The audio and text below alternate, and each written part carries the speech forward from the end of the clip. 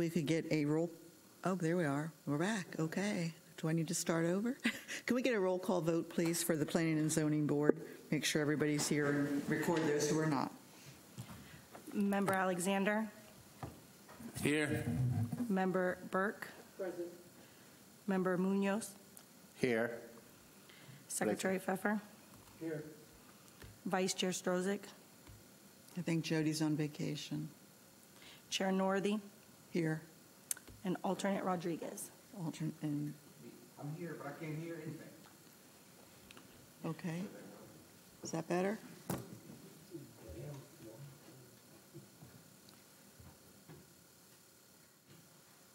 Is that better? Are you hearing now? Manny, can you hear? Can you hear okay? Yeah. All right. Okay. All right. What would you like to do?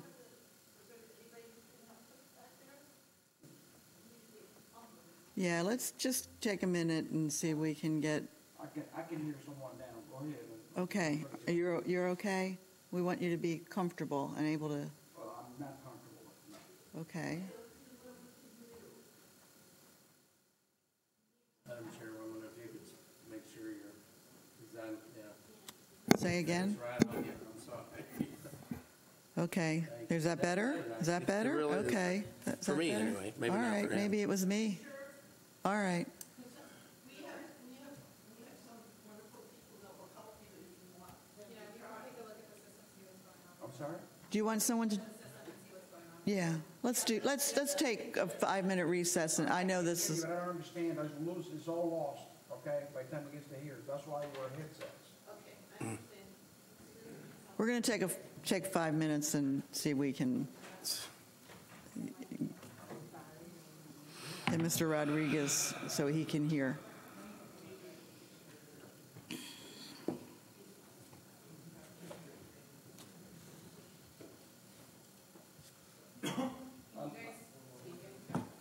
Please accept my apologies, but it's not. No apology needed. Everybody to be able to participate. So That's right. Yep. we're just going to take a few more minutes. If you all are good with that, okay, great. See if we can figure out what's going on.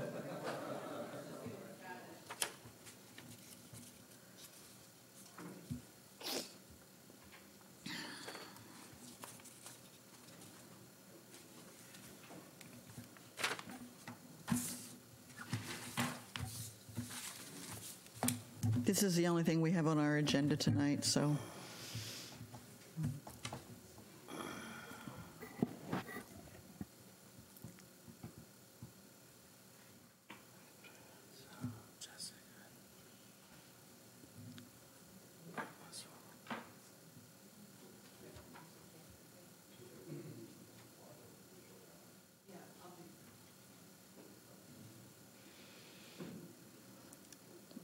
So, Marcia, do we refer to you as the attorney or as the interim city manager? Just refer to me as Marcia. That'd be just fine. Okay. I'm sorry, I couldn't resist that. I know. I've been hearing that quite a bit, and I don't know whether to say congratulations or you have my sympathy. no. I mean, somebody had to do it. I know, Until and they could, you know. I know that they're grateful that you agreed to do it. It's, it's not pleasant or easy or any of those things, Yeah. but somebody had to do it so that they can Right. have time to get an interim and, Yeah. and hopefully, because it'll take them at least 6 months to do a search. Yeah, yeah. And so they need somebody, Yeah. that they can interview and talk to and everything, because they'll be with them for 6 months, probably. Not me. I was going to say, not you, no. right? Oh, no. I think you gave him a time of 2 weeks or something, yeah. It is fun. I really like management, and so there's a fun part of it. Yeah. So, I've already had enough fun. I don't need any more fun. All right, well, we'll do the minutes we're waiting on before we start the presentations. And so if everybody has had a chance to read the minutes, is there any correction to the minutes or any changes that you want to make? If not, we will file them as they are presented, approved and presented and approved. when we have no presentations and awards and reports tonight, but we do have public forum. Do we have anybody for the public forum for tonight's meeting? Staff? Any? Okay, all right. Okay, we will move, we have no old business. And Manny, do you want us to wait a little bit longer to start new business? I think they were coming back. I mean, they're trying to adjust them, so they should be coming. Okay. We better wait. Will you check on it, Ron? Thank you. If not, Jessica went to see if she could find another set. Oh, okay. Oh, is that what they were doing? We're looking. Yeah, she just ran to see if she could find something. Okay, well, we got a few minutes then. I think we can make this work. Pardon me? I think we can make this work. Okay. Somehow, some way.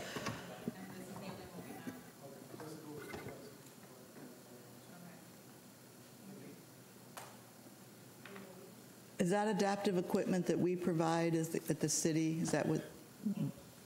I believe so. And there is some redundancy in the system. I'll have to confess to not being intimate on how it works or whatever. It's from the clerk's office, that's where we get it from. Yeah. They can't get that one to work, so. And I tried resetting it, I think this might just be a bad one because it's getting static and no voices. Okay. Jessica was gonna try to see if we have a secondary here. Okay. Okay.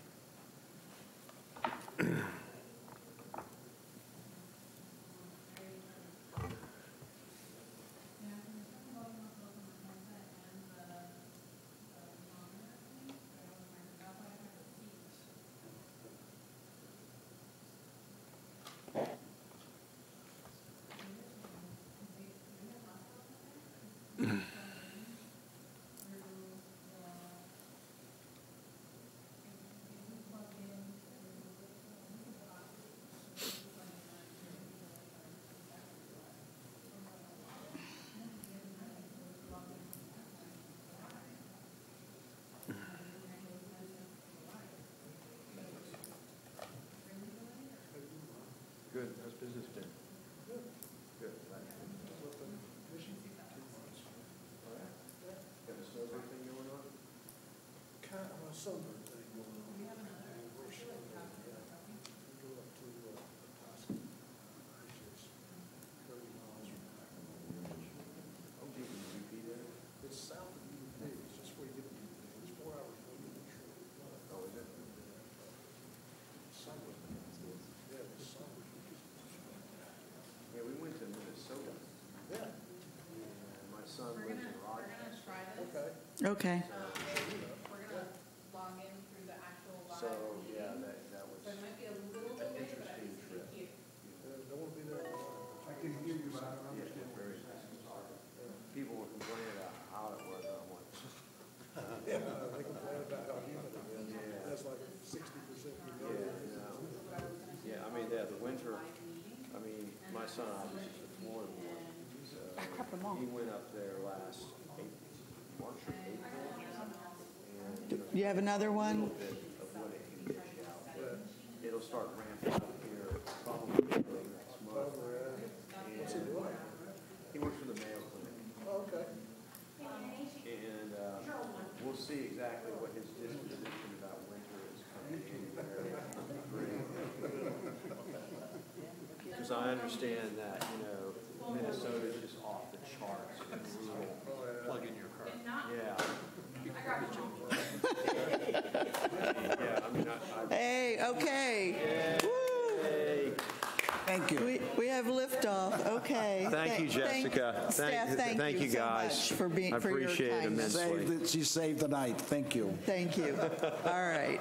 Okay, so we're here under new business, and this is ordinance number 18-2022, an ordinance of the City of Deltona, Florida, amending the official zoning map to rezone plus 109.71 acres of land located along the Halifax Crossing Boulevard corridor south and east of the Halifax Hospital Complex within the Activity Center from business planned unit development and agricultural to mixed-use planned unit development, MPUD, providing for conflicts, providing for severability, and providing for an effective date. So, Ron, it's your show. Thank you, Madam Chair. Ron Paradise, City of Deltona Community Services, for the record. Just to kind of reiterate what Chair Northey said, ordinance number 18-2022 is a request to rezone 109.71 acres from business plan unit development and agriculture to mixed plan unit development. This project has been known since 2014 when it was rezoned to BPUD as Halifax Crossing. It is still going to be referred to as Halifax Crossing. To kind of get into some of the procedural elements of this hearing, this is a quasi-judicial hearing. Therefore, in a minute, I'm going to turn the floor over to our esteemed attorney, Marcia Siegel-George, for information relating to standing, swearing in, and ex parte disclosure. Before the attorney speaks, just to kind of clarify, right now, someone with standing is considered a party that has received a direct mailing, and those parties that receive direct mailing are located within a 300-foot radius of the property proposed to be rezoned. Finally, before you all vote on this request, please state the reasons for the vote based on the substantial and competent evidence. Okay, Marcia, do you have anything to add to that before we get into the disclosure? Okay, the first thing I Need to do is swear in anyone who has, what did you say, within how many feet? 300 feet 300 that received direct mail notice. Did you folks get a notice? Yes. Okay, if you would stand, please. Okay. And do you have consultants that you need to have sworn in? Okay, would they please stand and raise your right hand? Okay, everybody have that? Okay, great, thank you. Do you swear to tell the truth and nothing but the truth this evening to the Planning and Zoning Board? I do. Thank you. Now, the next thing we have is, Madam Chair, you need to query your board as to ex parte, and also that includes a visit to the property, or a view of the property. Okay. Okay, we'll start down at Mr. Manning's session. I can't talk tonight. We want to ex parte communication. Is there any ex parte communication, or did you visit the site? The only thing is I have done, I have driven by the property, drive by there often. That's it. The same with me. I have driven by the property. Same with me. You've driven by the property? I have no contact with it whatsoever. Okay. Not affected. Okay, and I drove by the property. I drive by it all the time, so. Okay, we'll go ahead and move along. The 109-acre Halifax Crossings MPUD is located along the Halifax Crossings Boulevard corridor, north of the Howland Boulevard 472 roadways, generally east of the University of Florida Halifax Hospital campus and west of the Arbor Ridge neighborhood. The majority of the property is currently zoned business plan unit development and allows a range of commercial type of options. Those commercial types of options located between the Arbor Ridge neighborhood and the Halifax hospital tend to be a little bit less intense than commercial uses that were allocated for the Halifax Crossing Road corridor. The agriculture area of this rezoning request is about 3/4 of an acre in size. This area was not rezoned originally to BPUD as part of the 2014 rezoning effort because it was not owned by the applicant at the time. It was an in-holding. Those applicants or the underlying landowner have since secured ownership of this 0.75 acre site and would like to include it. That only makes sense, so it can be under unified development and unifiedly managed. The general goal of the mixed PUD is to earmark land along Halifax Crossing Boulevard for commercial and multifamily development, and then land located east of the hospital is earmarked to create what I call a synergistic medical village. The intent is there to be a great deal of land use interaction between the Halifax Hospital campus and the uses that will go on within this medical village. The mixed plan unit development is broken down into 6 use districts. 4 of the 6 districts comprise land or nodes within the medical village, and the other 2 are more traditional development areas that are located along the Halifax Crossing Boulevard corridor. I'm going to start with the traditional districts. One is the commercial district. That's about 21 acres. And uses are earmarked for service type of activities, you know, restaurants and retail type of uses. Also, there is an allocation in there for a mid-rise hotel, not a motel, but, you know, kind of more of an upscale hotel.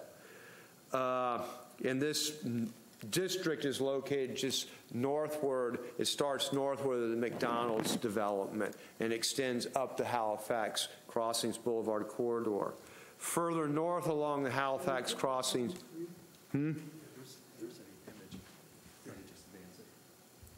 yeah, if I got a cursor right here, yeah, this is the commercial district here. This map has been updated, and just for the record, it includes land that is located across the street here and goes this way and includes this retention area as well. Okay, just so that's clear. Ron, can I just stop you right there? Yes, and ask about that? Because last month we were here and we had there on the corner, I can't remember the name of the road, but on Howland and Halifax, the Howland Market BPUD, right, which is right here. And then there's a big gap of property in here. I think it was still ag, am I correct? Yes, it is. Okay, and so that is not part of anything tonight? No, ma'am. That's going to stay out there even if... Yep. Okay, all right. That's correct. Thank you. Eventually, one day, it will be developed, but not at this point in time. Okay, so just to kind of clarify some of the graphics here, because these are earlier generation graphics here, and the legal description does include all of the land that I just described. Okay, the other node is the multifamily district, which is located right here. The multifamily district is about 13.5 acres. The proposal is to develop this with multifamily with no more than 275 units. And that is not subject to the moratorium? No, it is not. The moratorium, for clarification purposes, only involves the request for increase of entitlements for detached single-family dwelling units. There may be exceptions to that in that moratorium, but that's the general gist of it. Okay, let's talk about the medical village here, which is approximately this area depicted on the map. It's about 75 acres in size. And the medical village is an age-restricted community featuring independent to active care living arrangements. And we're going to talk about 4 districts within the medical village. First is the Wellness Center, which is located in this area here. The Wellness Center is kind of the centerpiece of this project. It's going to be a building, a facility that contains active senior services for the residents of this project, and may be open to the public as well in certain capacities. It's on 6.3 acres of land, and like I said, will feature a building that will act as the wellness center. The medical support district is located in this area here. Okay. Medical support district comprised of 4 buildings on 15 acres of land. These 4 buildings will feature assisted living, memory care, and nursing living options. In total, this district will feature no more than 350 beds.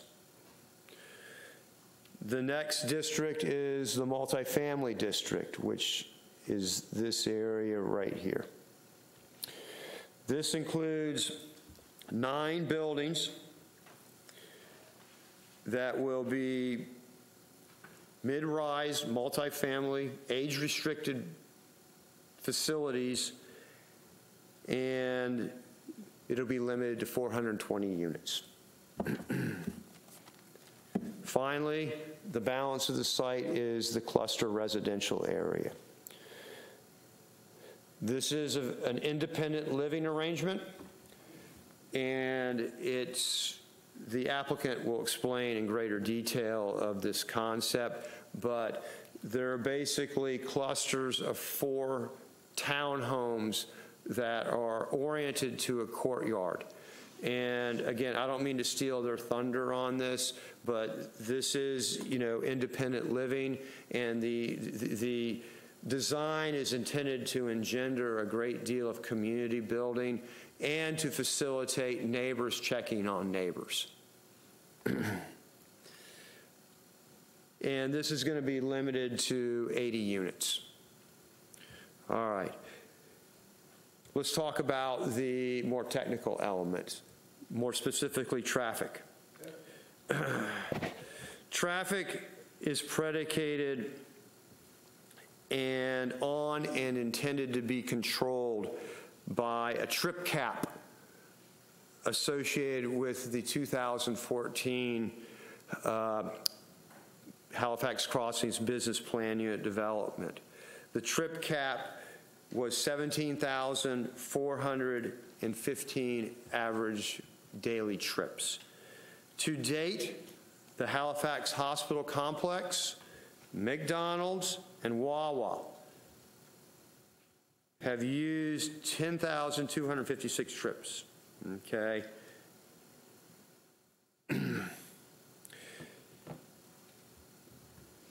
Right now, the way this has been represented is what you see the development program will utilize the remaining trips that are part of that 2014 BPUD.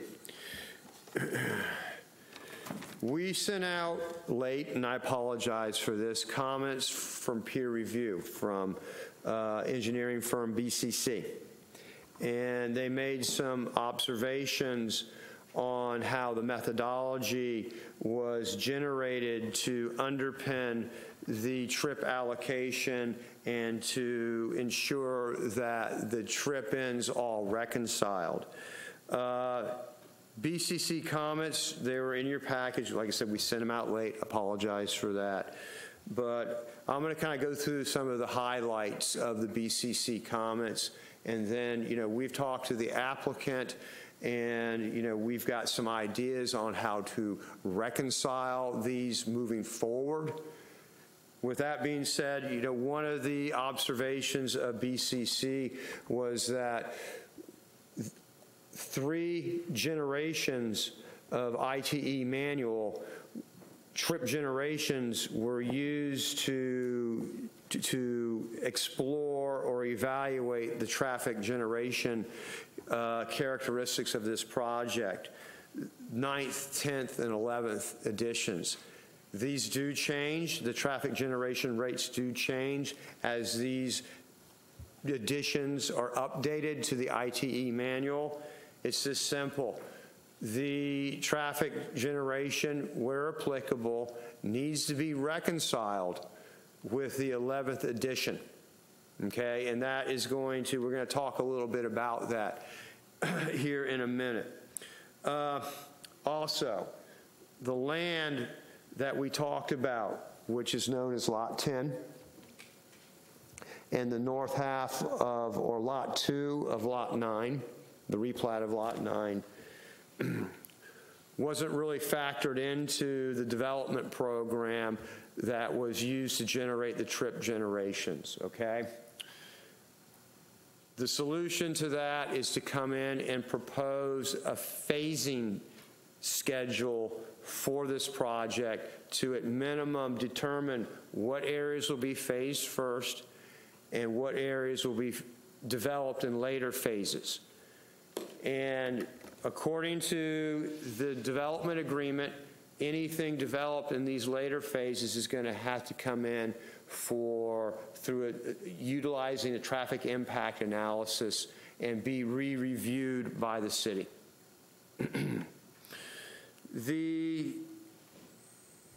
After the traffic's reconciled with 11th edition, it's possible that this development program may exceed the trip cap of the 17,415 trips.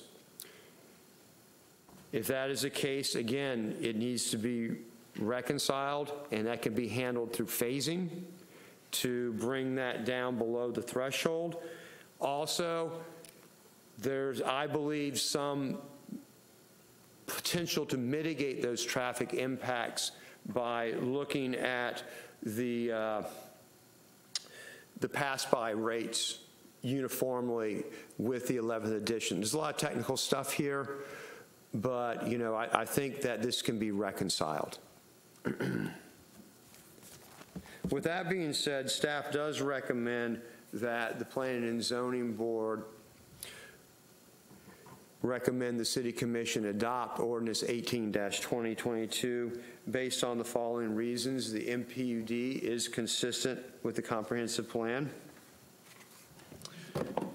The Mpud will provide a range of needed commercial uses, including a hotel in an area designated within the city's comprehensive plan for retail service development.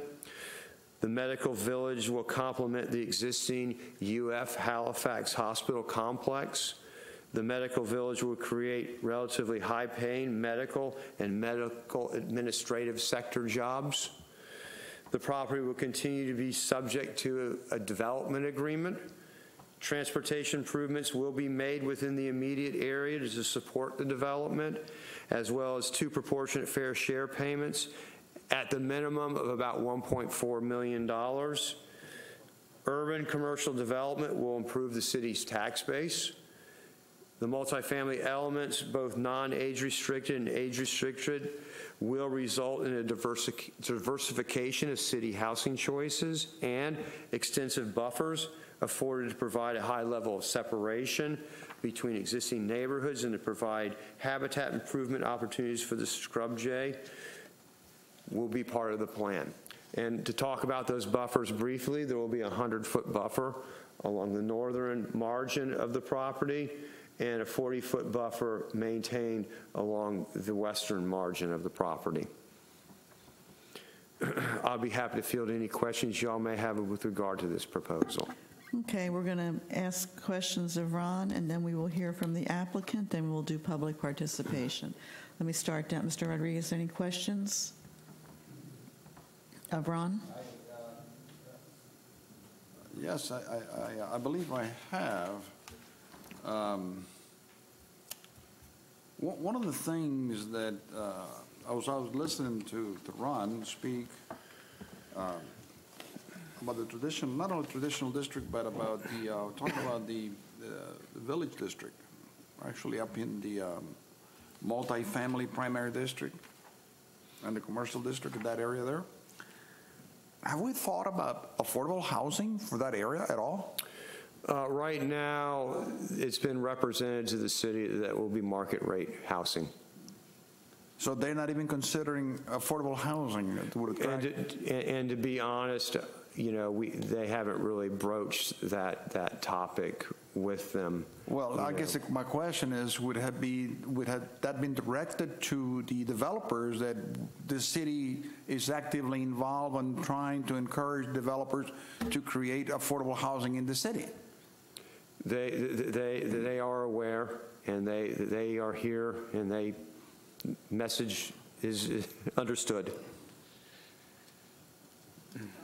Because I think we're in desperate need for that in the city. The other thing is, you're talking about trips, and maybe I'm naive, I don't know, but I look at numbers, and 58% of the trips have been already consumed. What is to guarantee us or the city that you're not going to exceed that threshold that we talked about of 17, I think it was 17,000. 415.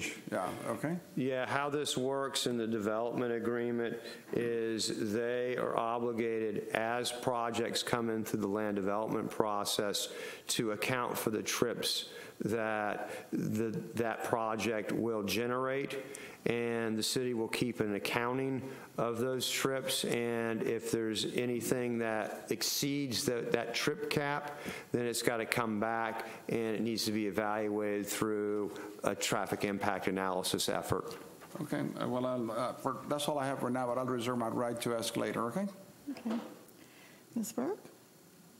Yes, my questions are in the same vein. If you look at that property and you know the area, it's limited geographically to traffic. You have I-4 on one side, 472 on the other, and a community is already up in arms about the development that's being proposed on the other property.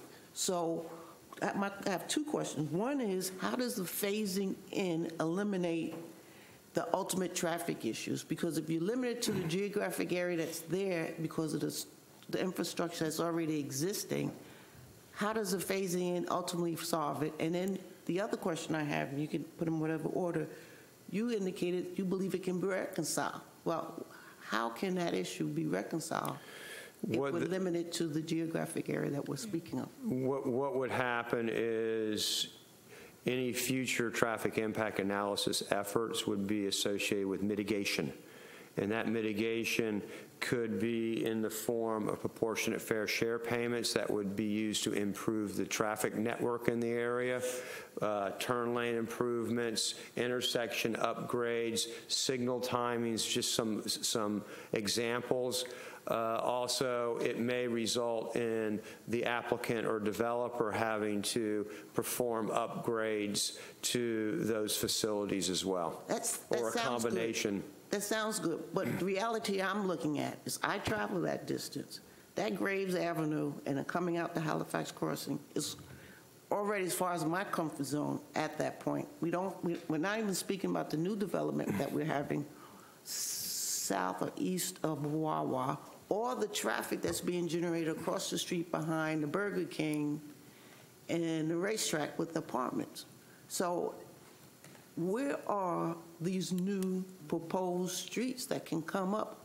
Is there an area that you can develop, that you can point to, that maybe traffic can be redirected? Or are you saying that more streets are going to be coming on to maybe 472? It just, from a conceptual point of view, your words sound great, but they don't have meaning when I can't see it or visualize or even conceptualize where the traffic is going to go. I think there are some, we've had pretty lengthy conversations about that same topic, and when I say we, I'm talking the city, other municipalities in the area, and Volusia County, and those talks are going to, just to kind of, you know, a little bit of insider knowledge here, those talks are going to become more formalized between the cities and the county. But I'll give you some examples. One of the things that the county was talking about that makes some sense to me with regard to the Graves Avenue intersection with 472 and Howland, right now there is that merge lane that extends off of Graves and merges into Howland. The thought of the county, which makes some sense to me, is to eliminate that merge lane so that what in traffic parlance is known as the weave is avoided, where people are jockeying for position to get into either Forest Edge or the racetrack or whatever the case may be, and have everybody basically use that signalized intersection at Graves and Howland, and make that right turn more orderly, so that there's less lane changing within a short window of opportunity. That's one idea that has been bantered around. Other improvements involve extra jurisdictional upgrades, which includes eliminating the dog leg at Veterans Memorial and Kentucky, and just having a smooth transition. Also upgrading the intersection of MLK and Kentucky and 472. Finally, and probably this will be last, but 4-laning Graves Avenue from at least Veterans Memorial Parkway to Howland 472. And again, that last one's probably out longer than some of those other improvements I was mentioning. Is that on the long-term, is that on the 20-year plan or a 5-year plan? Or I know it's not on the 5-year plan, but I'm not sure on the 20-year plan. All right, okay. Unfortunately, that doesn't address the area by Halifax Crossing. But, I mean, I don't think I'm going to get a satisfactory answer tonight, so we'll move on. But it doesn't address all that development that's happening across the street. Yeah, there are efforts out there, and there are designs that can make it better. Will it be congested? Yes, it will be congested. And, it's congested now, and obviously they have vested trips here. They've got a vested development program, and they can develop their existing entitlements within their existing DA, and we're kind of back to the same situation, plus minus. I have no further questions. Thank you. Okay. Dr. Pfeffer, you're up.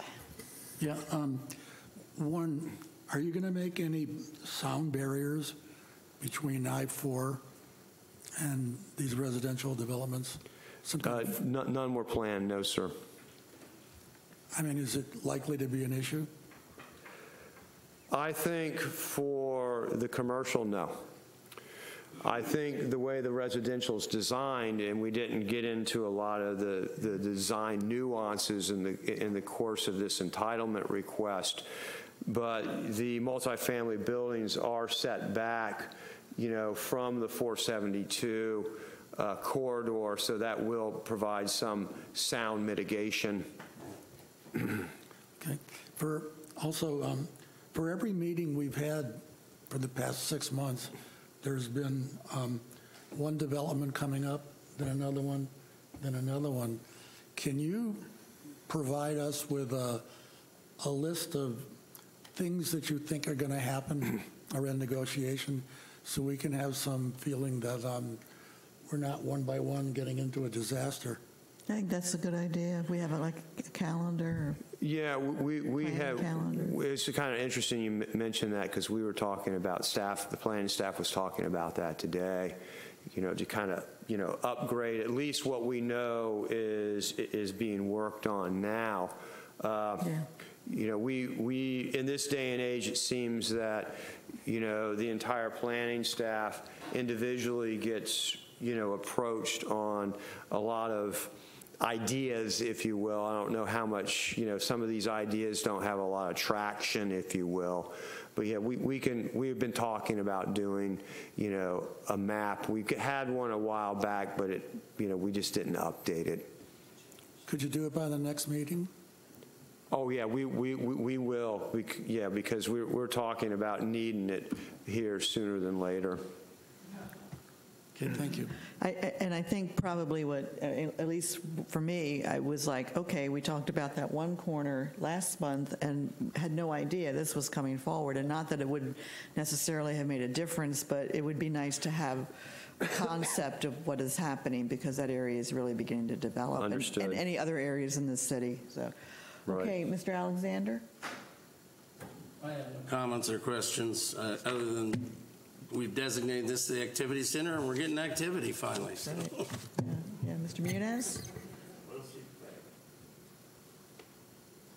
Mr. Muniz, do you have any questions? Oh. Mr. Chair. No, I got some little comments regarding traffic, but I believe that based on the letter that come late, you guys take some actions. So my question to you, Mr. Paradise, is that you think those memorandum review actions will take care of those issues with the traffic impact? Yes, and we talked to the applicant on 2 occasions about this, and they're willing to update the development agreement to, address any way to reconcile those BCC comments. That's it. So basically, that was. Okay, Ron, I have a couple questions and just Yes, ma'am. a comment before we hear from the applicant. But indeed, Mr. Alexander, we have been talking about this activity center since before we were a city. So it's, I know that there are issues and concerns, and I understand that. One of the questions I have is, what is the status of the flyover at Rhode Island? Is that still active? From Deltona over to Orange City, and will that impact traffic at all with this? Is there any planning on that yet? Yes, there is, and it has been slow. It's been, yeah. A little. And we had approached, I want to say about 18 months ago, we had approached, and we work with Orange City and the county on this, and we had approached FDOT with the idea that instead of there being, I think it's the I-4 beyond ultimate. Beyond the ultimate. Yeah, beyond the ultimate. I don't know, there's so many ultimates, but they were going to install some slip ramps for the managed use lanes to enter and exit there. When Amazon came online, and then we started talking about the I-4 Logistics Park, which you all reviewed as Portland Industrial Park, we approached FDOT with the idea of a full interchange there. Oh. And, FDOT, I've noticed one thing that, and I've seen some of these interchanges, get built,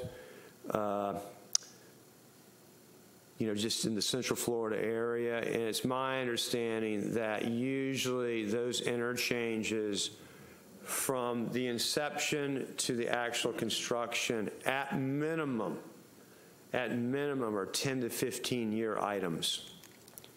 And the thought was that we would initiate those conversations with FDOT as soon as possible, because as soon as we could initiate them, the sooner that arguably glacial process could advance.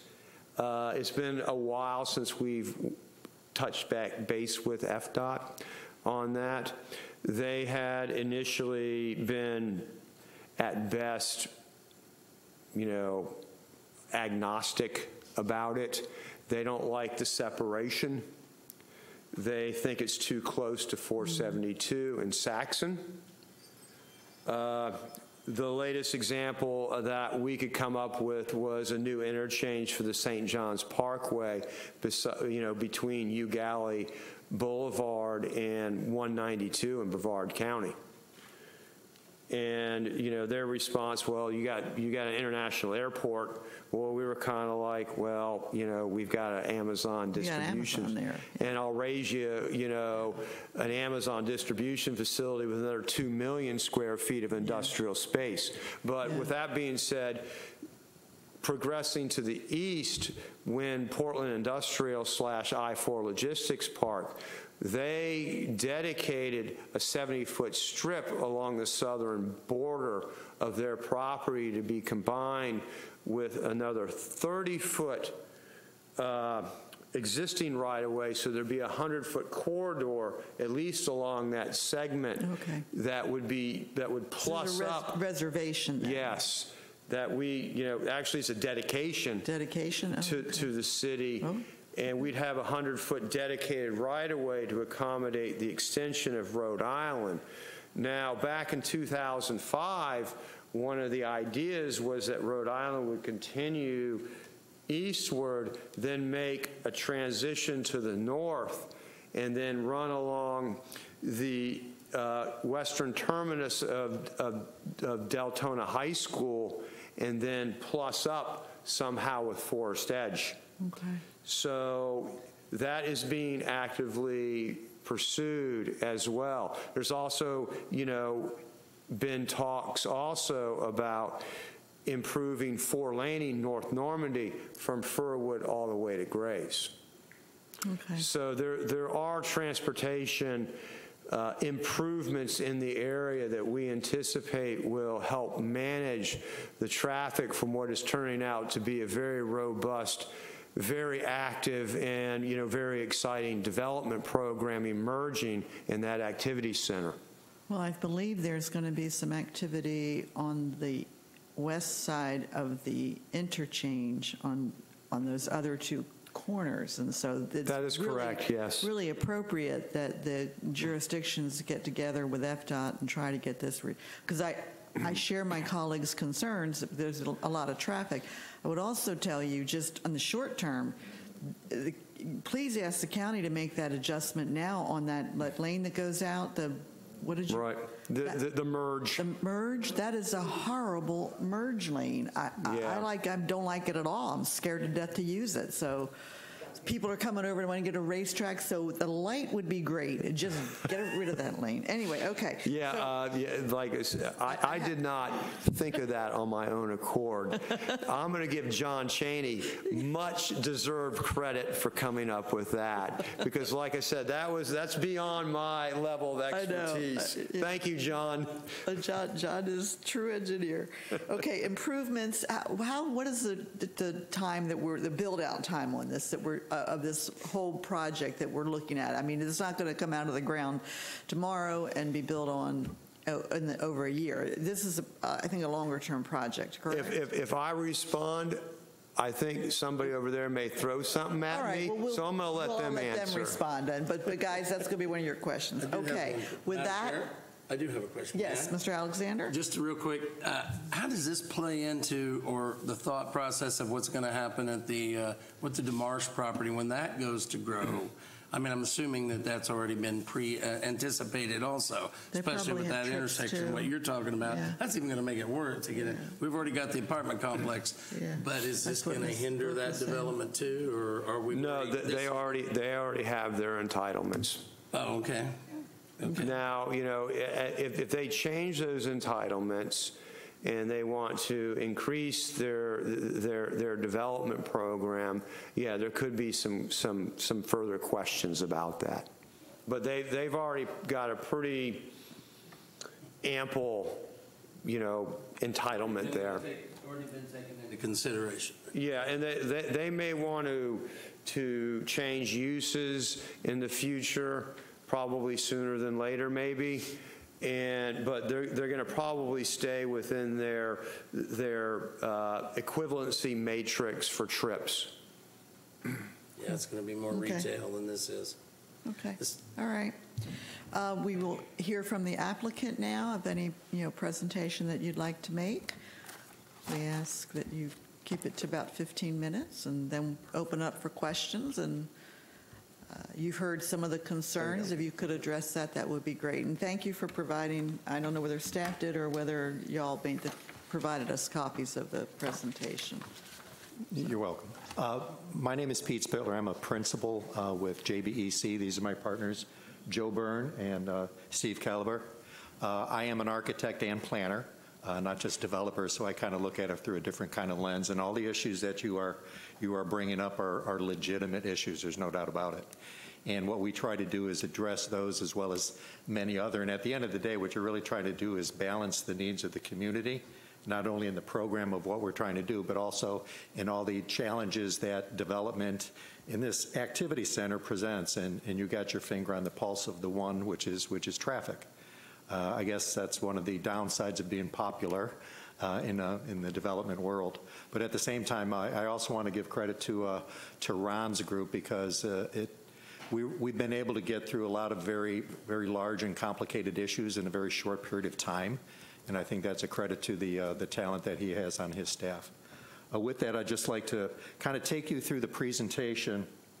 Ron, you did the, oh, wait a second, I got to do this. I'm going to focus primarily most of my time on Halifax Village. That's the development that we're proposing in front of you. Halifax Village is basically a continuum of care, and it starts off with active adult or independent living to assisted living, memory care, and skilled nursing. One of the things that really drew us, well, the thing that drew us to this site is the presence of Halifax and University of Florida Hospital. What we've tried to do in siting these facilities is locate them directly adjacent to a medical facility.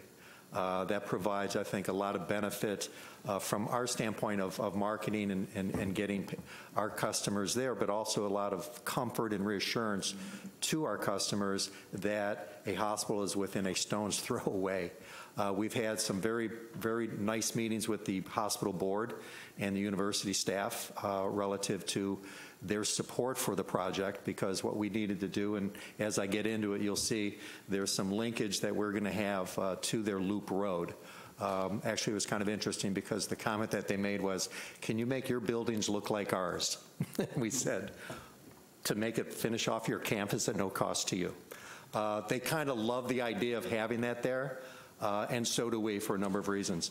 One of the key elements that we have in the development itself, you've seen all these things, and I'm going to go right to the plan, is, and Ron alluded to it, is the wellness center.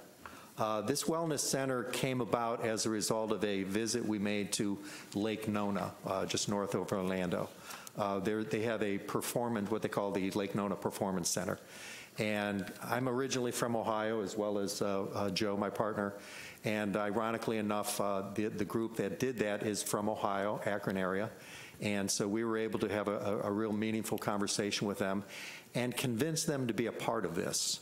Now, what they do over at Lake Nona in their wellness center, they do a collaboration between, say, the hospital and the community to be able to complement the type of services that the hospital provides by providing the facilities that the hospital won't have to provide in terms of rehabilitation, as well as the needs of the community, because they'll come in and they'll do a demographic analysis of the community and then develop a very customized program to support that. This is a facility that's open to the public. It's a membership facility, and they provide a lot of things other than, I guess the best description is most wellness facilities or health facilities provide like the swim and gym, and they say they focus on like the head down. This one focuses on the head up as well. They get into neuropathy, dementia, a lot of different things that I've been there 3 times, and I'm absolutely amazed at the level of programming that they have developed there. And they have a board that's staffed by medical professionals, and there's an oversight of their customers by medical professionals to just monitor the progress, whether it's physical rehab or mental rehab or someone that's coming off of a stroke and stuff. It's an amazing program that they have, and we're excited to have them a part of our program.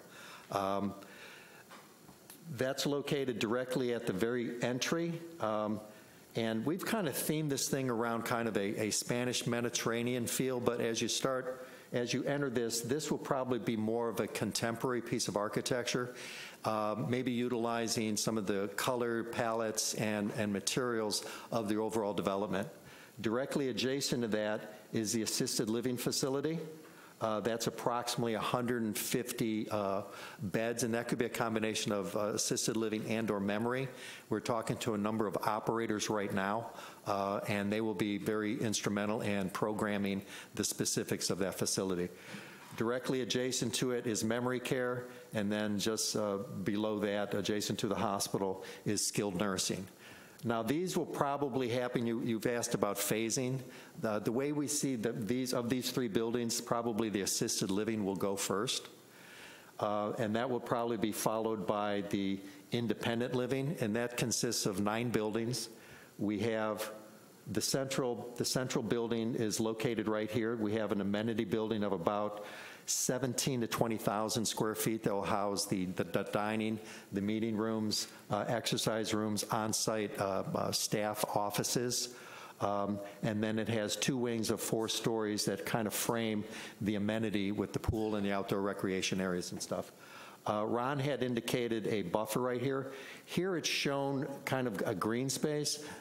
But in actuality, as we went through the environmental report, this is the location that the scrub jays that were located in, and I had used it as a building setback, but that will be a undisturbed tree line right there, so that will stay intact. So we probably have a little bit of adjustment to make in these buildings in some of the final configuration, or location, I should say, of that. So you have these 2 buildings right here. There's another buildings. This is a retention area. As I don't know if you were aware, but this whole area initially was a consolidated stormwater management system for the entire development itself. What we've done is, with the commercial area that is being proposed down there, they've kind of broke that off from this system, and that would be consolidated over there. There's an existing retention area right there. They'll enlarge that. So what we've done with our retention areas is kind of distributed across the property itself, and these will be dry retention areas that will basically have kind of passive recreation, if you will, maybe a chip and putt. You can actually do some gardening and some agricultural type things in there. So those are programmed areas for that. And as likewise there, these will be wet at the main entries, and all of them sized to accommodate all of the stormwater management within the boundaries of this property. Over here are, Ron had indicated, these are what we call the Courtyard Units. And what they are is 4 separate units, 2 of which will have a 2-car garage. The other 2 will have a 1-car garage. They're 1-story high. They have a 40-foot setback off of this property line right here. And they're all centered around a central courtyard theme that you can access from the driveways as well as kind of from the front. And then each unit will have kind of its own little, I guess, sub-courtyard entry area. And the whole idea there is to kind of facilitate social interaction and just kind of neighbors looking out for neighbors. So the idea is people can come in here, and this is kind of what they call a active adult kind of setup right here, and then they can make their way into the independent living. Each one of these buildings, too, on the ground floor, facing these parking fields, there's enclosed garages underneath as well as storage units. So each one of these buildings here will have garages and storage units. We have a parking ratio of approximately, I think it's like 1.75 cars per unit itself. And of that, each unit, and I think it's identified in the development agreement, each unit will have at least 1 covered parking space. And that may be a combination of the parking garages as well as some covered areas within the parking fields. Phasing. As I indicated, it's our intention to proceed with horizontal construction, which is all of the main infrastructure. This is proposed as a public road, and everything else would be private roads. Probably the end of Q1 2023. We're in the process of preparing construction documents, detailed engineering for the site work itself, and we're hoping to have that submitted to the building department the first of the year, and then go through the normal process of review for a building permit. With that process, that construction of that, what we call the horizontal construction, will probably take upwards of about 6 to 8 months. And then that would be followed up with what we call the vertical construction, which would most likely include the assisted living and the independent living and possibly that. We're talking with a number of investors with us, as well as financing groups, and they're asking the very questions you are, and the phasing and the timing and everything else. That will probably play itself out over the course of the next 6 months, but it is our intent to hopefully start construction on at least the roads and the site itself within about 6 months from now. Okay. Is that your presentation? If you Anything have else? any Okay. questions. And we will go to questions, and we'll start down at this end with Mr. Muniz. Excuse me just a second. My name is Bill Barfield. I'm an attorney. I represent the actual owners of the property. And I wanted to address a couple of comments, specifically Commissioner, I believe it's Commissioner Burke. The question was on traffic, and I think the question was, all of y'all had was on traffic. I was also involved with Mr. Paradise back in 2014 when we negotiated and got approved the BPUD. And as Ron indicated, we did an extensive traffic study at that time, and the 17,000 and change trips were vested, which means those are our trips, and anybody else that comes along, when they do their traffic study, should take those trips in account as well when they're including their traffic. Not only that, we agreed to certain milestones within the development order where certain fair share payments had to be made at particular trip levels, and also certain roadway improvements had to be performed at certain trip levels. And I think we've completed 2 of the roadway improvements right now. There's a third one that has to be constructed when we reach a particular trip level. I believe it's 15,000 trips. I'm not sure on that, but it's substantially more than the 10,000. And then there's a couple of fair share payments that's totaling about $1 million, a little over $1 million that has to be made to the county. So I just wanted to address that fact so you can understand how the trips got vested and what commitments we made in order to obtain those vested trips. Okay. Thank you. Mm-hmm. Thank you. We'll go back to Mr. Muniz. Do you have any questions for the applicant?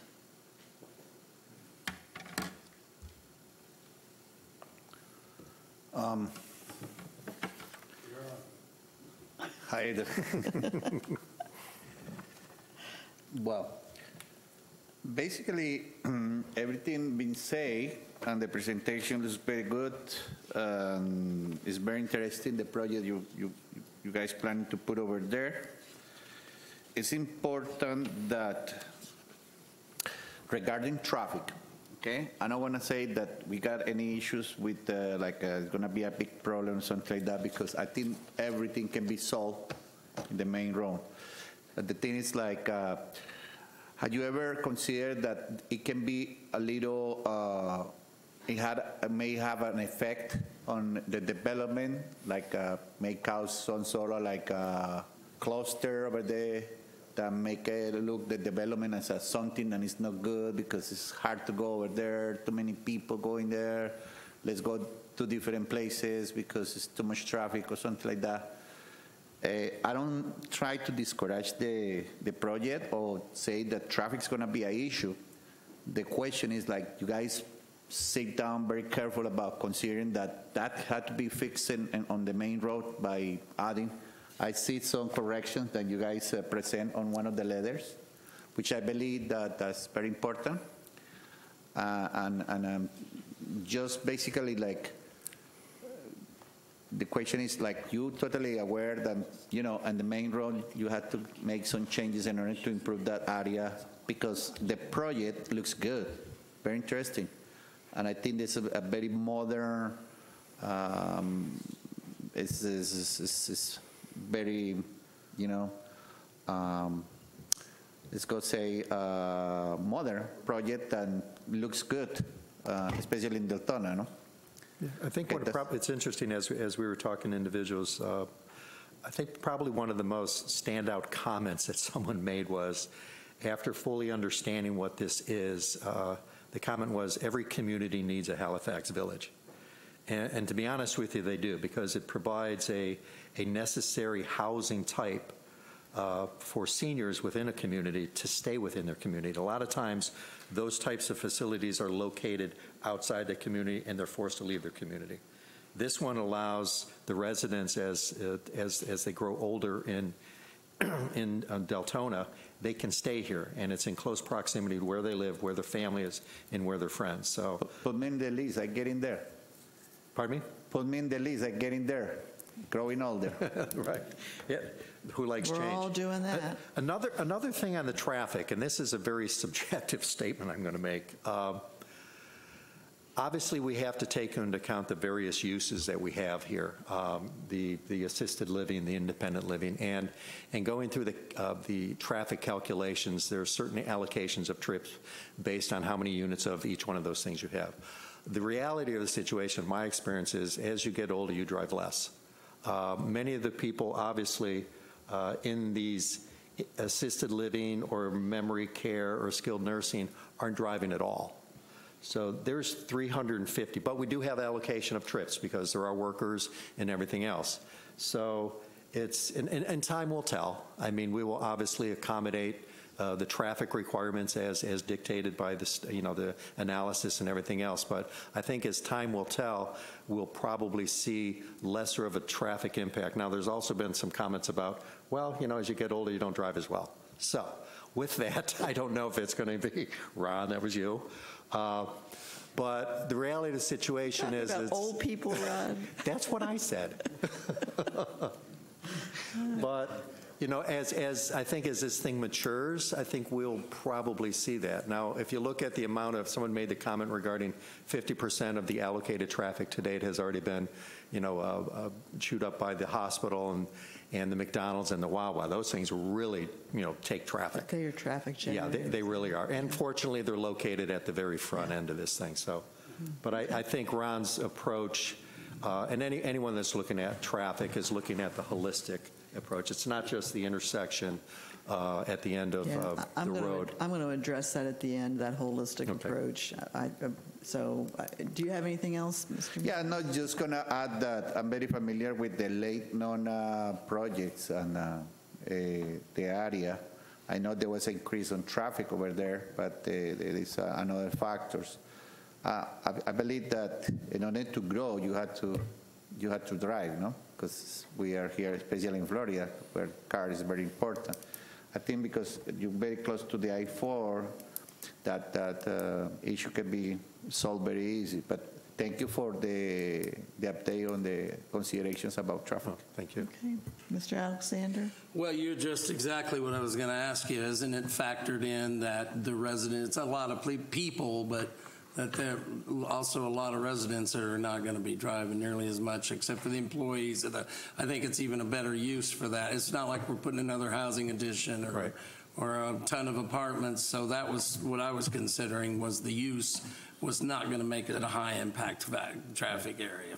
So thank you for addressing it. Well, that's purely subjective. We still have to accommodate the actual, requirements of the study criteria. So which you've done. You're meeting this. Yes. Okay. Dr. Pfeffer, any comments or questions for the applicant? How will residences be allocated? I mean, does the hospital have a chunk of, for assisted living and things like that, how is that going to happen? It'll be totally independent of the hospital's operation. They're very supportive of it, but what they're looking at is they can refer people over for rehab in the assisted living or in the wellness center and vice versa. I think it's more of a symbiotic relationship between the two organizations. They're obviously very supportive of it. The one that we're really excited about is actually the hospital as well as University of Florida, and the ability to team with them relative to their nursing programs and bringing in interns and things of that nature. And that actually was one of the comments that came out of the initial board meeting we had with them regarding the fact of all the staff and everything that works at the hospital. And as they grow, that staff is going to increase. And one of the comments was they need housing for their staff. And that is one of the workforce housing. And that is would be one of the customers for the apartments right at the front door of that. So, when you really think about it, what we're trying to do is create that complementary and synergistic relationship between the uses. And Ron had indicated in the planning and zoning's recommendation that is exactly what this does. Okay. What else you got? Is that it? Okay, Ms. Burke. no questions. I think it's a great plan. I think it's needed. I've had family members that have need services like that. I've used the John Knox facility, which is somewhat similar to that. So it's a great idea. I'm a little worried about the traffic because quality of life for everybody is an issue. And I'm sure that the city can handle it, but we have to ask the questions to make sure they know that it's a topic of concern to the community. Right. But I think it is a great idea, something that. And we got to work together. Useful. It's a collaborative solution is what it really is. Exactly. I understand. Okay. So nothing else. Okay, Mr. Rodriguez, anything? I think I have a few, and one is about the roadway, the public roadway, the entrance. And that is coming in from Howland, down here on the bottom. Where it comes in, go back to the, right.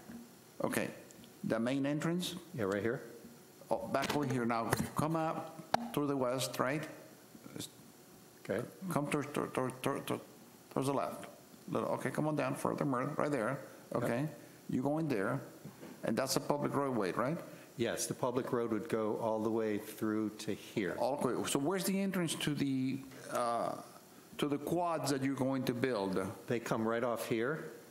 Okay. And the road comes right through here and then loops back. So they have like one or two entrances and exits? Yes. Okay. Yes. Now, understanding Deltona and the way Deltona is and the traffic and the people that drive around Howland and all that said, is that section going to be gated?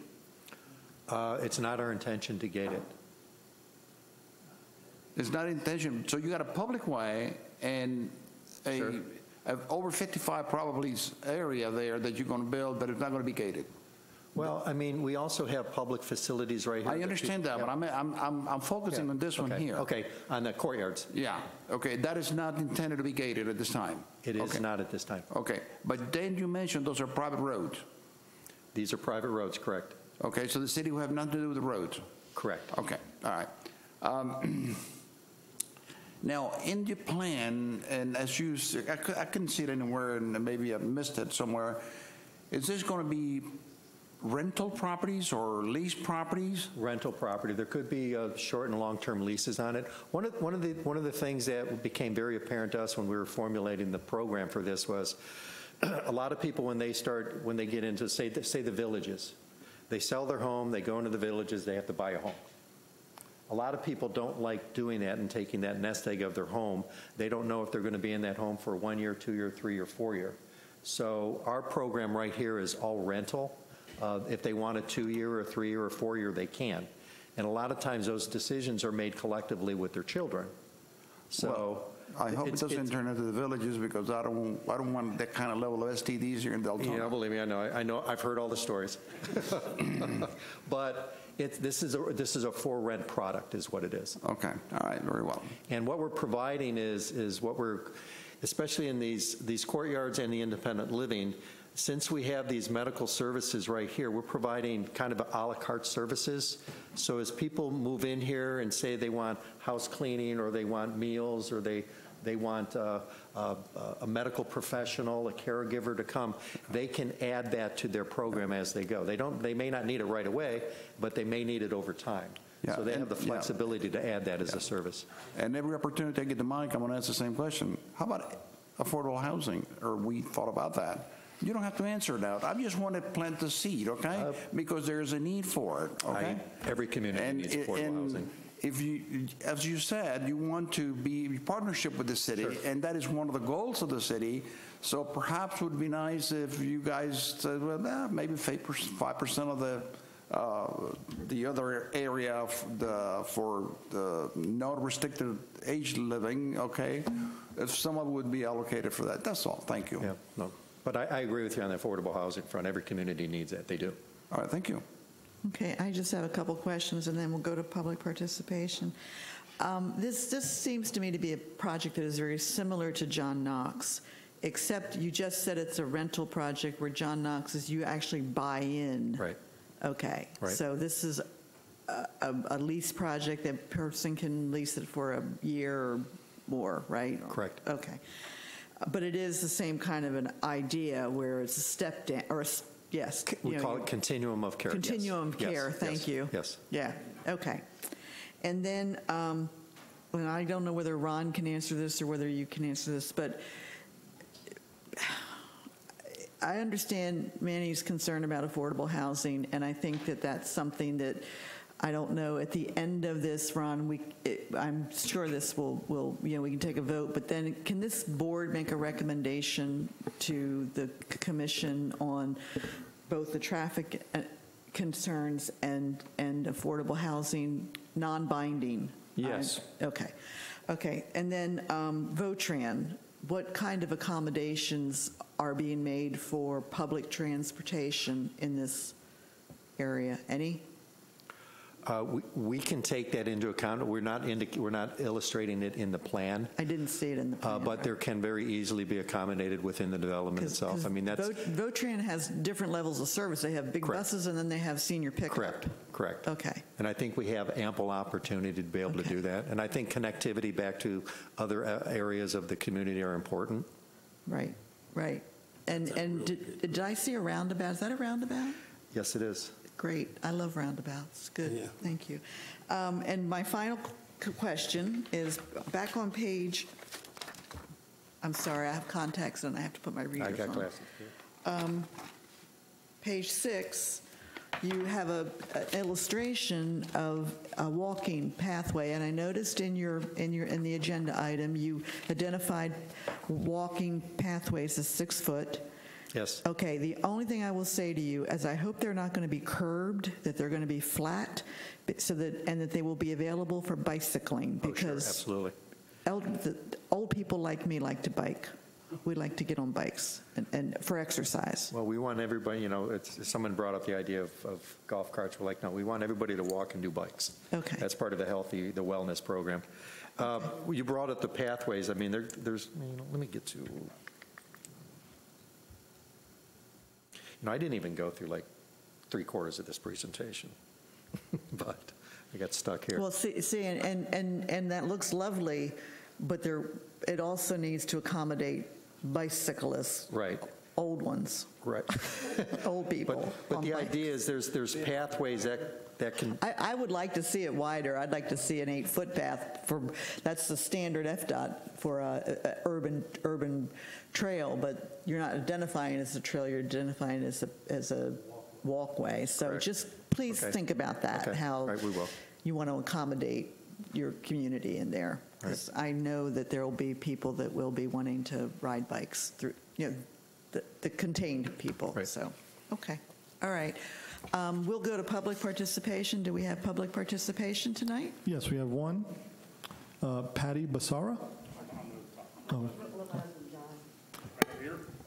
Yes, please. Yeah. Okay, if you give us your name and address for the record, please.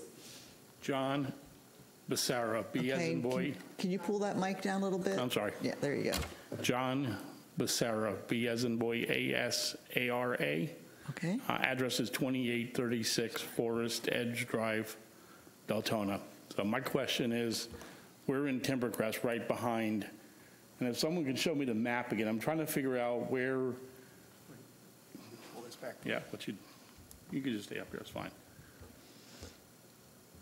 I think that's probably about it. That's fine. So the medical part, I understand, but the corner up there on the top of the page, is that the road there? Is that Timbercrest? Right there, and the houses are along there, is that? That would be Forest Edge, sir. That is Forest Edge? Okay. Yes, sir. So the medical part's going to be behind us pretty much, or just down the road from us? That's correct, yes, sir. And across the street, on where McDonald's side, that's where the retail part's going to be? Yes, the retail district is where the gentleman with the cursor is. Okay, so where the corner of the medical part, where those townhomes are, it's about 2 doors from my house going towards Forest Edge Drive. So what about noise level and lighting and barriers for, I'm not too far away from them. I'm literally like My neighbor's house is the last house, and then it's right on that corner where you're going to be building. These are all one-story structures, I understand.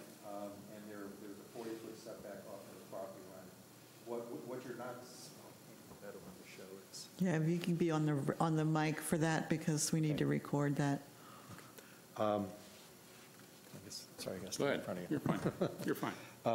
Our intent is to, we're going to have to do some clearing right here in order to, to construct these things, but then replant.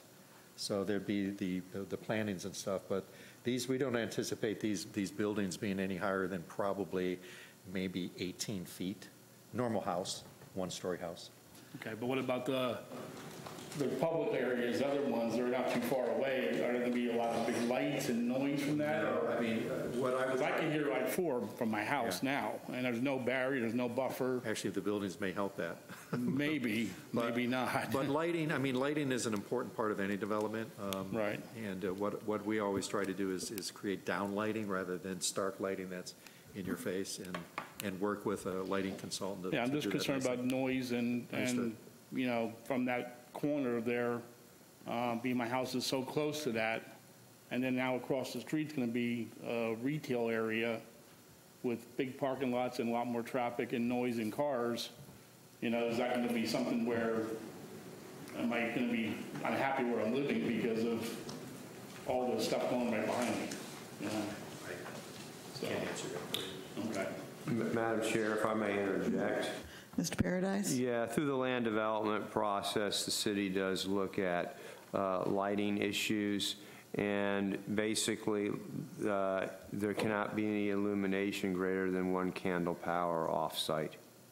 So, the intent is to minimize stray or trespass lighting. Okay. Okay. Okay, if you give us your name for the record. I'm Patty Becerra, 2836 Forest Edge Drive. Like John said, we're 7 houses down on the left-hand side when you go Forest Edge. First, I'd like to, please, you all are right. You have to do something about getting off of Graves onto Howland. I can't come around that turn when I got to get all the way over to the left-hand side to turn into my development. I'm forced to go in to Burger King, come around Racetrack, come out by the high school, and then go across Forest Edge. It's dangerous and it's scary. Ron's going to report that to the county, right, Ron? John Cheney's getting the call tomorrow. Because I had asked a police officer all the times I'd get home from work, can I go straight on to Graves? Because now the way it goes, when you come to Graves to Howland, it's both lanes go left. There's no right. And I said, well, I get a ticket if I go up to here and make a right-hand turn instead of trying to go this way. And of course, he said I get a ticket. Yeah. So how do you want me to get in my development? I mean, this is nuts. But as John was saying, we're 7 houses down. There's 1 more, and then we've got a street. I'm terrible. I don't know the name of our street right there. But it doesn't go anywhere to the left right now. Dead ends right after that. It dead ends. Right. Is that planning on cutting through? There is a pedestrian access that is basically been recycled from the 2014 BPUD located to the south at Tealwood, which is... Yeah, Tealwood, okay. Yeah, which would be a pedestrian access to the project. Okay, all right. And I think it also is a term for some emergency access as well. Yeah, we see things go back behind there a lot of times to give them that access through there. Right, okay. Okay. Anything else? Okay. I think we've recorded your concerns, and I know Ron very well, and he will take them into consideration. We appreciate These that. gentlemen have heard your concerns, so I would just like to point out. if you can come to the mic, please. I would just like to point out that what's currently planned for there, what's currently zoned for is commercial. Right. So this use is much less intense. Much intense, right. we could otherwise build there. I know. It's bad enough that we've got all those little hospitals right by us. We got a Burger King, we got a McDonald's, we got the Wawa, we got a racetrack. I've been in Deltona since '85. We built our home in '93. Howland was 2 lanes, which you guys probably remember. And there was nothing there. I mean, that's why we moved there. It's like, oh, I came in '73, and I remember when Howland didn't even. I mean, I know that. Yeah, I know. I used to live up off of Dudley, off of Cortland and Elkham and everything, and it's like, you know, and now who would have ever dreamt that it's like it is, but the traffic is so bad. Trying to get out of Forest Edge when you got the high school kids getting out, or trying to just get home, getting off the interstate to try to, it's a mess. If we're going to have all these other developments, and old people still do drive. I just retired on the 1st of September, so, you know, we do still drive, so, and get out. That wasn't me, that was Ron. Okay, anyway, we do still drive. Thank you. I appreciate that. Okay, we are back to the board for a motion or a recommendation. Want to make a motion? Okay, do you want to make a motion? Yes.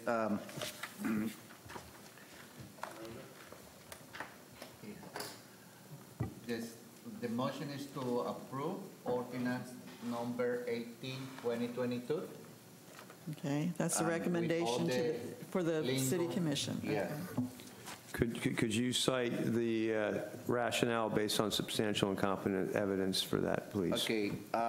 My criteria was based on the staff report and the comments from the gentlemen that make the presentation.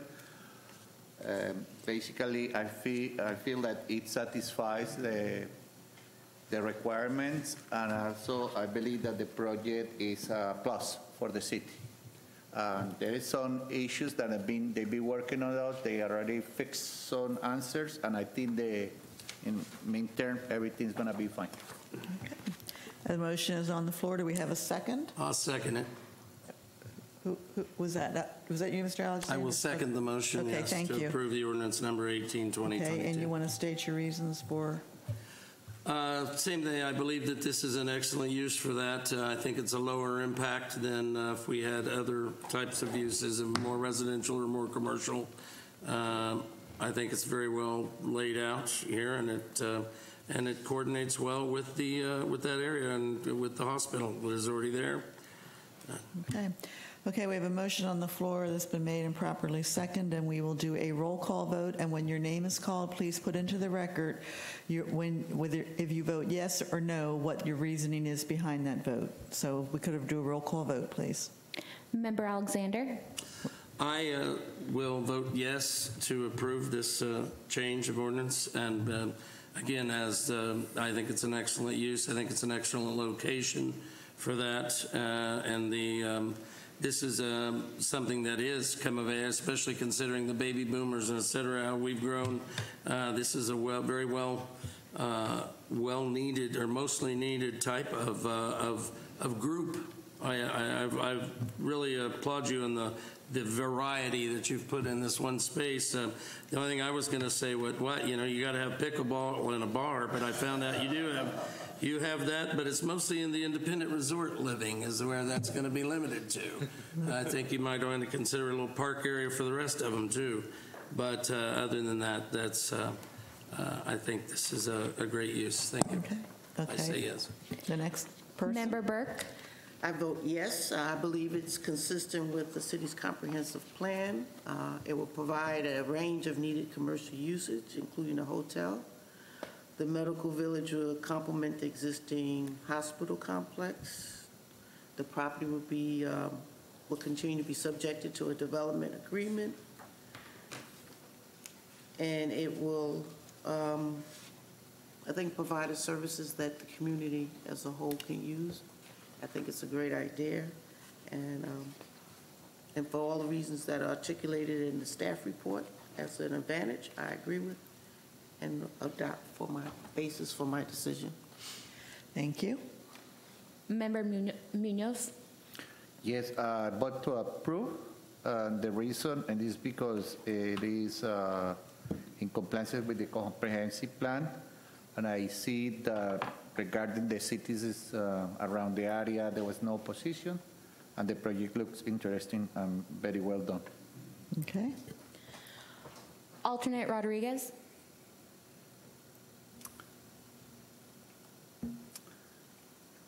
I think this project is high impact, economically and social, and I think we need it. It coincides or agrees with the comprehensive plan and the development of the city. And besides that, the owners own the property and they right to develop it also. Is going to attract an excellent quality of people and professionals in the area, which will improve our standing in the neighborhood, in the state and in Central Florida. The labor demand, it will demand people, highly trained, highly qualified people, therefore bringing more economics, better economics to the city. And since they are going to take in consideration affordable housing, I do vote yes. Okay, thank you. Secretary Pfeffer.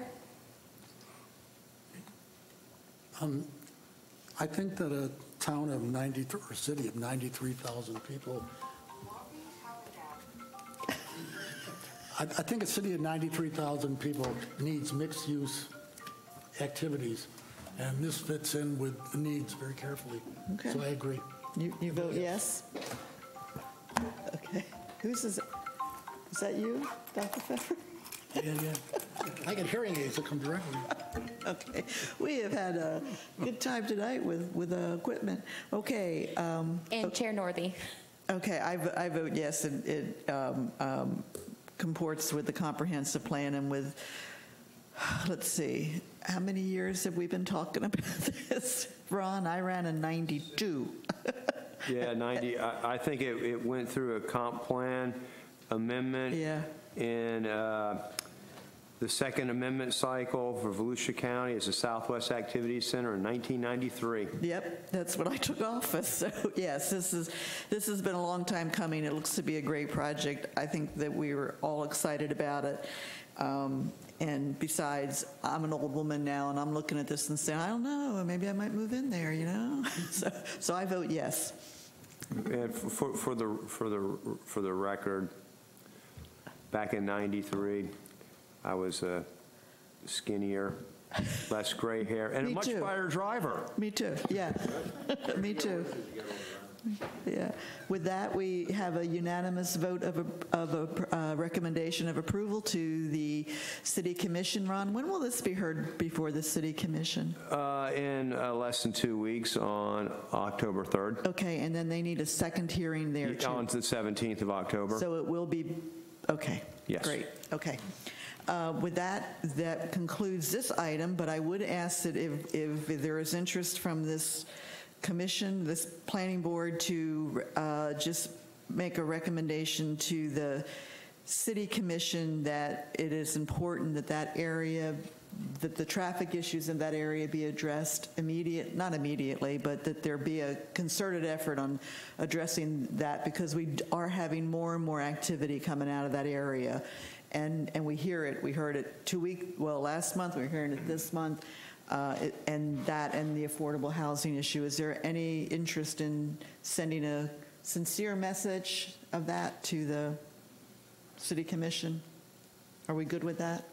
Ron, Yeah, we can incorporate that and pass that along. Thank you. It appears there's a consensus amongst the planning and zoning members for. Yeah, I don't want to write any language tonight, but you understand what we're saying. Yeah, and I think that we're going to have a discussion about the affordable housing element, and I know definitely there's going to be a multi-jurisdictional dialogue about the impacts in the Southwest Activities Yeah, because there's going to be some impacts on the other side of Interstate 4 too. So, finally, the issue that we heard about the dog leg, I know that that's not part of this, but on a separate conversation, that is really that particular issue is really significant when you're using that intersection. And would it be helpful for any of, for me or anybody to follow up with the county and say, or do you want to, I think that's something that can be fixed easier now than later. So why don't we try to fix it? Are you talking about the merge lane? The merge lane, yeah. Yeah. I will talk to the county about that. Okay. Again, we're gonna be having this multi-jurisdictional dialogue about this whole area, and that merge lane is going to come up. What I think may be, a potential outcome is that some of those improvements may be contingent on other improvements, and I don't have a good handle. No doubt. Yeah, I don't have a good handle on what the time frame and the more holistic look at all this. And obviously, the key to that's over at the administration building in DeLand. Yeah. Okay. All right. Any other staff comments, Mr. Paradise? I have none, ma'am. Okay. Any other board comments? Yes, I have a comment before I leave. Okay, Mr. And I just want to go on the record about affordable housing. And I want to beat this horse to death as long as I'm here. We need to communicate to everybody that what affordable housing is. Every time I speak to someone about affordable housing that says, oh, you're going to bring indigents in here, poor people's, low rent. That is not what affordable housing is. We need to educate the people. People have to understand what affordable housing is. Thank you.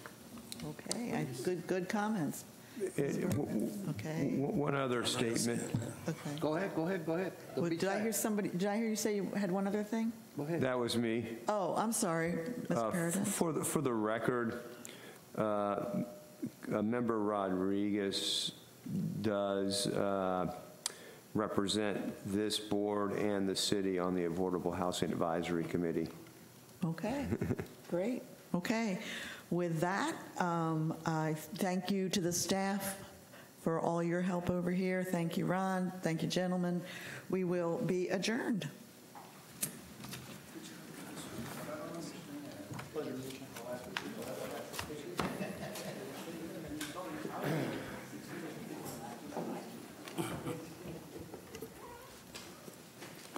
Still got to find somebody.